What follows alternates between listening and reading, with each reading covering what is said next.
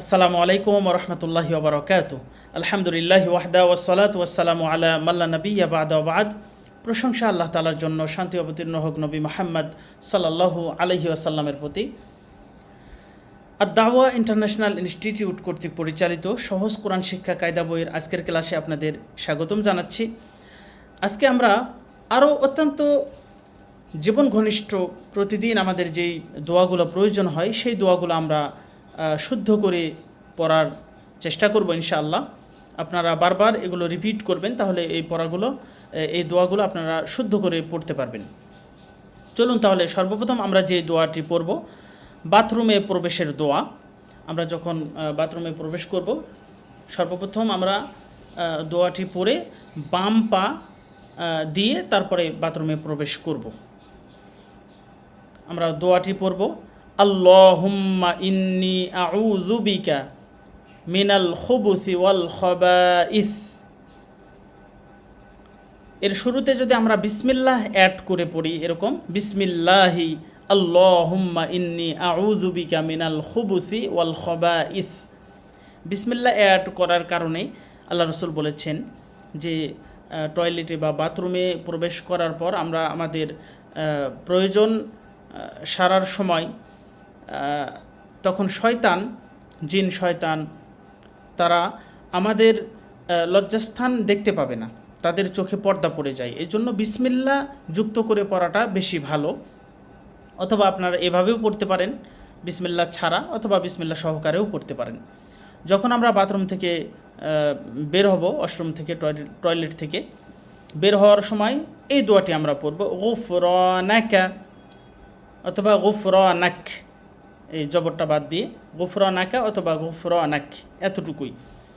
কিন্তু এর সাথে আরও একটু যুক্ত করে অনেক বড় দোয়া রয়েছে, গুফরানাকা আলহামদুলিল্লাহিল্লাযী আযহাবা আন্নিল আযা ওয়া আফানি। এই পরের শব্দগুলো এগুলো বিশুদ্ধভাবে প্রমাণিত হয়নি, কিন্তু এই শব্দটি বিশুদ্ধভাবে হাদিসে প্রমাণিত হয়েছে, যে সহিহ হাদিস। এই জন্য আমরা গুফরানাক এই শব্দটুকুই পড়ব এবং ডান পা দিয়ে আমরা বাহিরে বের হব, তারপরে আমরা এই দোয়াটি পড়ব। এরপর আমরা উজু করব, যখন উজুর শুরুতে বিসমিল্লাহ এই শব্দটি, বিসমিল্লাহ বলে আমাদের উজু শুরু করতে হবে। বিসমিল্লাহ।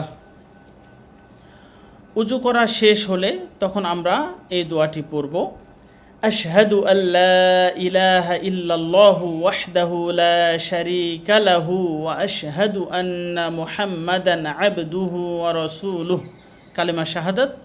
এরপরে আমরা এই দোয়াটি যুক্ত করতে পারি, শুধু কালিমা শাহাদাত পড়তে পারেন, অথবা এর সাথে এটা যুক্ত করে পড়লে এর ফজিলত আরও বেশি। আল্লাহুম্মা জাআলনি মিনাত তাওয়াবিনা ওয়া জাআলনি মিনাল মুতাতাহহিরিন।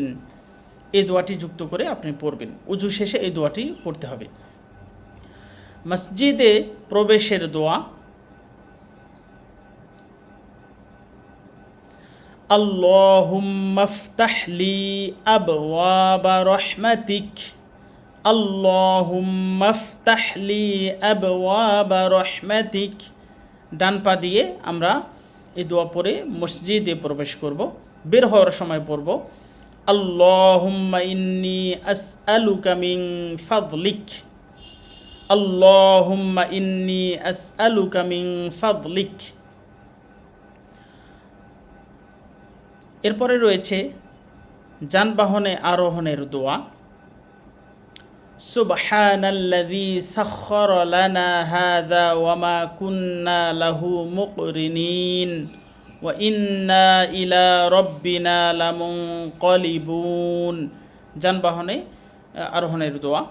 আর যদি পানি পথে বা ভাসমান যানবাহনে আমরা আরোহণ করি, নৌকা হতে পারে অথবা কোনো পানির বড় জাহাজ হতে পারে, ট্রলার হতে পারে, পানিতে যদি আমরা ভ্রমণ করি, সেক্ষেত্রে আমরা এই দোয়াটি পড়ব, বিসমিল্লাহি মাজরেহা ওয়া মুরসাহা ইন্না রাব্বি লাগফুরুর রহিম।